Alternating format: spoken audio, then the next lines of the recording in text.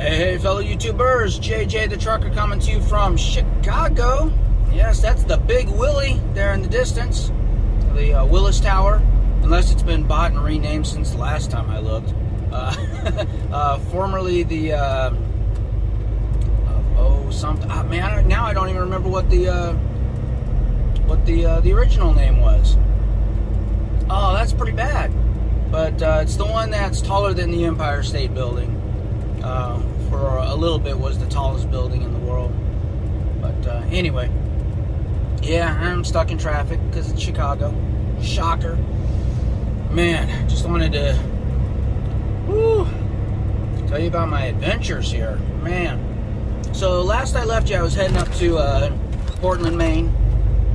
Made my delivery. And a lot of people have been asking, you know, what's the difference between Reefer and dry van, which one I like best and all that, blah, blah, blah. I know I touched on it before, but I will tell you, at least with Reefer, you're going to a facility, a refrigerated facility with a dock, you know, 99% of the time. There's docking that's a legit facility. So far here with dry van, man, it's a 50-50 crapshoot. Whether you're docking or being unloaded in the street, or, you know, where the dock, if it's a dock, it's tight as can be. So the delivery I made, yeah, there's construction all over. It's in the middle of this downtown old Portland, Maine area. Beautiful area, gorgeous area, but tight streets, parking, you know, on both sides of the streets by these four-wheelers. A lot of construction, and you know, I've got to be guided in, and then basically alley dock off of the street into their parking lot to where they can hand unload me. It's not even a dock. So nice gentleman though, everything was fine. I wasn't parked on the street very long. I had to call Landstar's safety department because of their sitting duck policy. So I got that taken care of. They were fine. They understood. So got unloaded. Went to Kennebunkport. Spent, you know, just taking a 34-hour reset. It was beautiful, man. I had such a great day at Kennebunkport, Maine. I really did. I enjoyed myself. Had a lot of fun. Man, if you guys are traveling anywhere, you're going to be up in the Northeast, check out Kennebunkport, Maine. Oh, the shopping, the food, the lobster. Yes, Lobstah, lobster. Oh, man, the Maine lobster, really good. Lobster roll, outstanding. All kinds of stuff made there in Maine, too. So I had a really good time. It was such a relaxing, joyful day. Yeah, great time. So, then go to let's talk about this load that I just wrapped up. Just get over. Got his blinker on. There we go. All right. So the load that I picked up, there was not a lot of options coming out of Maine or that area. No real good options. And that's why people don't deliver up there unless you're local. It's just it's hard to get out of. It's like Florida. You know, maybe even worse. So, yeah, not a lot of great options. Ended up grabbing a load coming out of eastern upstate New York. So not Manhattan, not Long Island, nothing like that. It was upstate New York, but it was eastern, like on the Connecticut border practically.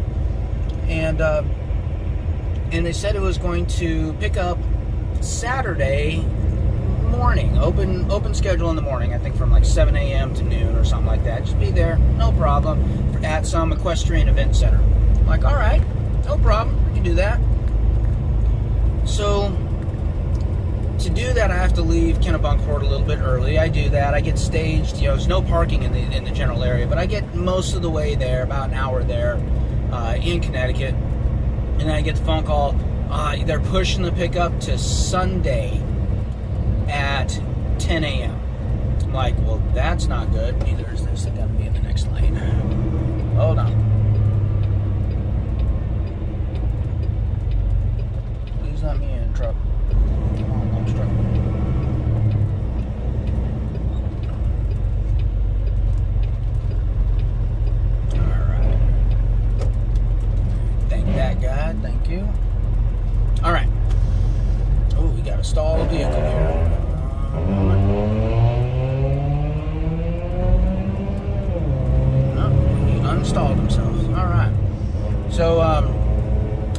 they're pushing it now a full 24 hours. So originally this thing was to deliver Monday 8 a.m. to Tuesday 8 a.m. So basically an open window all day Monday, basically. All right, no big deal. And I was going to be able to get there Monday morning, kind of taking it easy, get there Monday 10 a.m. So I had booked a load to pick up Monday afternoon. Well, let me get this straightened out here for y'all. There we go. Find that view right there. Downtown Chicago, folks. So now with them pushing this, pick up till Sunday 10 a.m., that means I'm not delivering until Monday afternoon, like late afternoon. So what do I do with this? I tried to see if they could push the appointment, at this other pickup place. Nope, they can't do it. I had to cancel. And it was a pretty decent load, too. So not happy about that. The guy, did give me the option to, the agent did give me the option to opt out, from picking up this load from New York, taking it to Chicago, by the way, obviously. And I tried looking around, and there just wasn't anything better coming out of the area. I'm like, might as well just deal with it and, get another load. So I did. Got another load that I was picking up Tuesday morning. So, here we are, back to Sunday, okay? The pickup time is Sunday at 10 a.m. I get there at 9 a.m.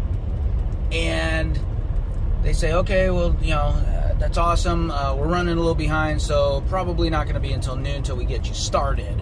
Like, oh, man. This is really pushing it close now. So, then this is where things get hairy. This shipper receiver, this company, which takes care of weddings, apparently. I don't know exactly what they do, but they were taking care of a very large wedding for a very important person. They seemed like they didn't really want to specifically say who it was for. I was able to Google it and look it up, so it's not like it's not public information. But I won't say the name. Let's just say it's the daughter of some very extremely wealthy, well-known person who has his own foundation with his wife, recently ex-wife, actually. If you look this guy up, you can really see into the windows of his soul to this foundation. You can see the soft micro chasm of his existence. I don't know, that's pushing it there, but I'm just giving you guys hints. If you can figure the hints, that person's daughter got married. Huge event in the middle of nowhere, in equestrian town. Oh man, it was probably a beautiful wedding. So, but they had to haul all that stuff out of there and back to their warehouse in Chicago. So here we are, we're at this equestrian center, but that's not where all the stuff is that needs to be picked up. No, that would be way too easy.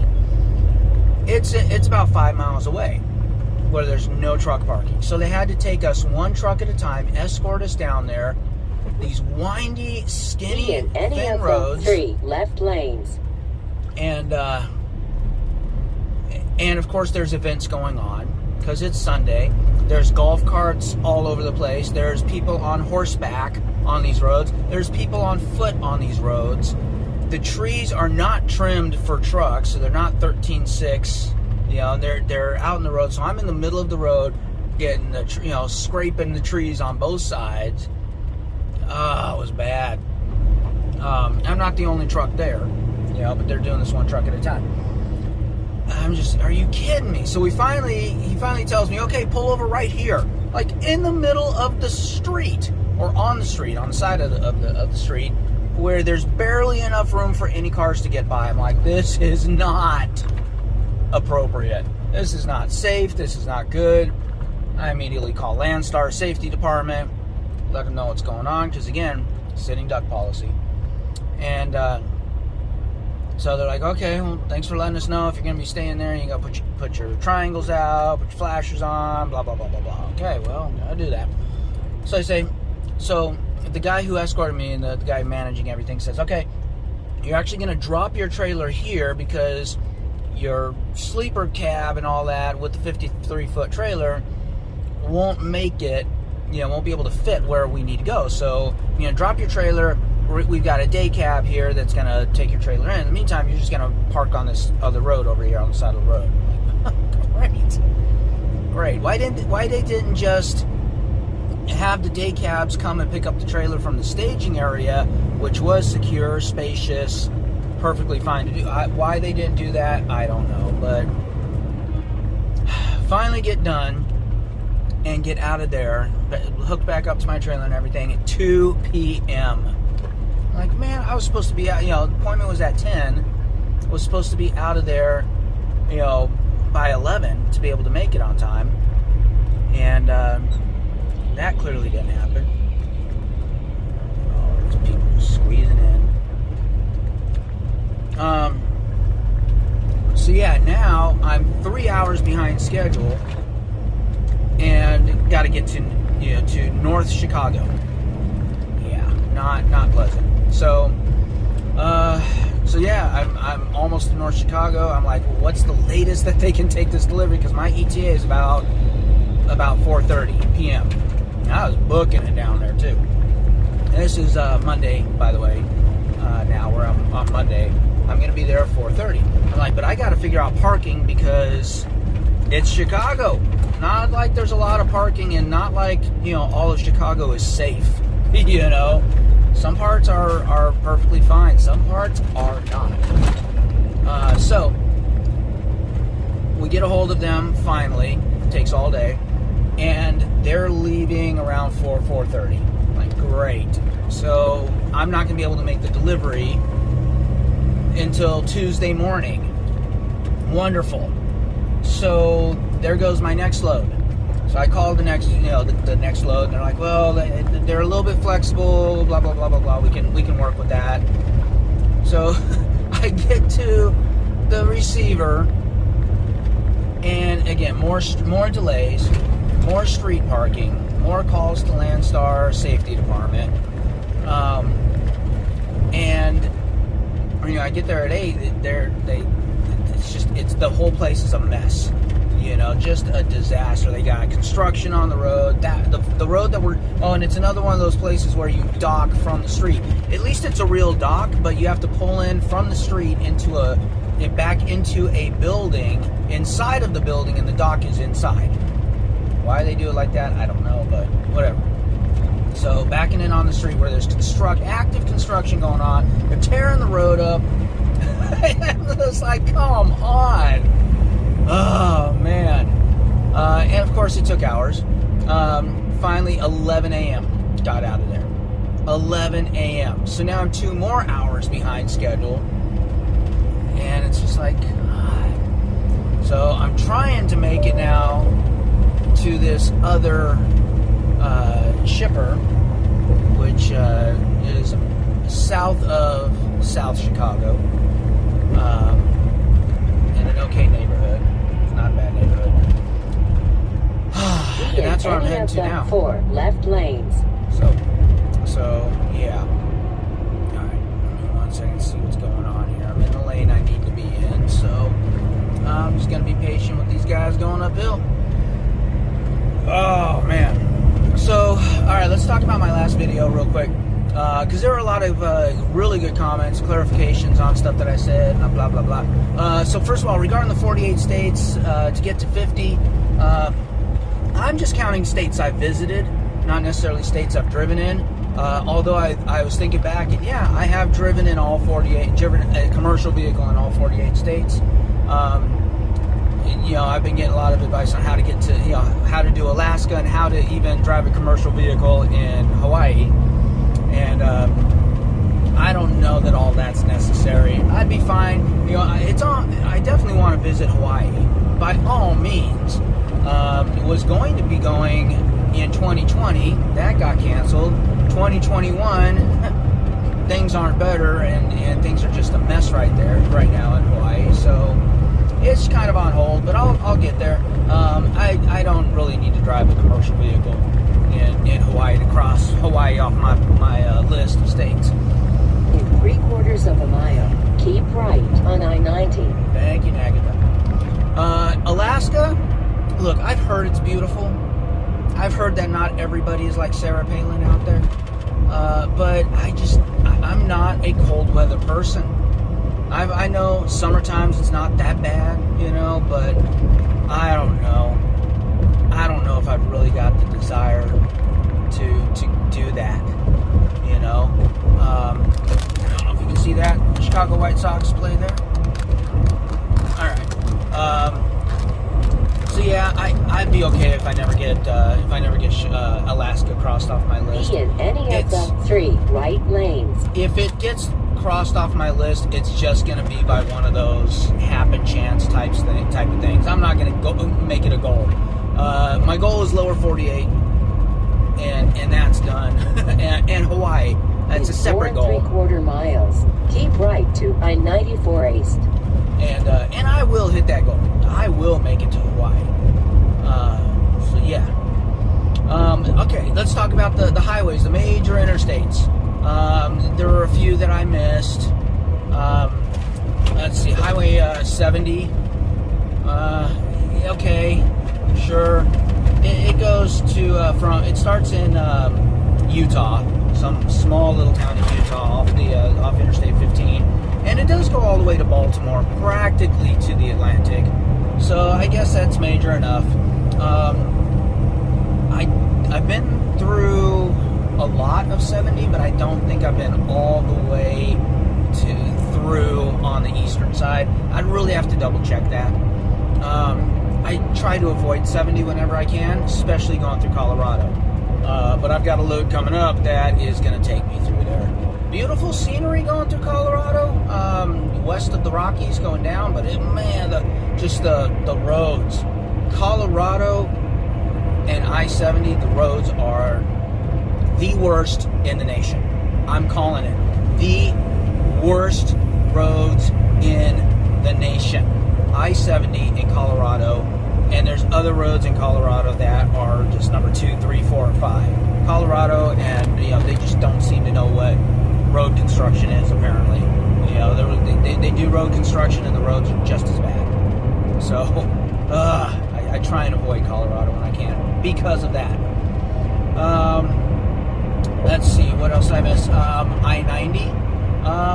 90, okay, I kind of intentionally bypassed that one because it, once you get to like Minnesota, it combines with the 80, and it's 80 most of the way.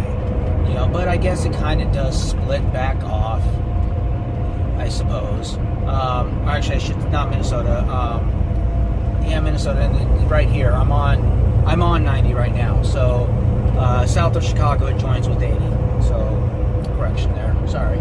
And then it's pretty much 80, and it splits back off. But I'll look at that to see if I've done that. I guess it's worth mentioning because it is a pretty major interstate. 94, nah. 3 right lanes. 94 just doesn't go far enough. 35 was the big one that I missed. 35, I did not, I guess, really realize it. I thought it kind of split up and didn't go all the way. But 35 does go all the way from Laredo, Texas, all the way up to Duluth, Minnesota, which is, nearly to the Canadian border. It dead ends at the Great Lakes, Lake Michigan, I believe. So that one's a major one, and I got to look to see if I've done that whole thing. I think I have. I know I've taken it from Laredo up through Texas, and I know I've taken it through Minnesota, Duluth, and all that. So I really have to check to see the middle part to really see if I've done that whole highway.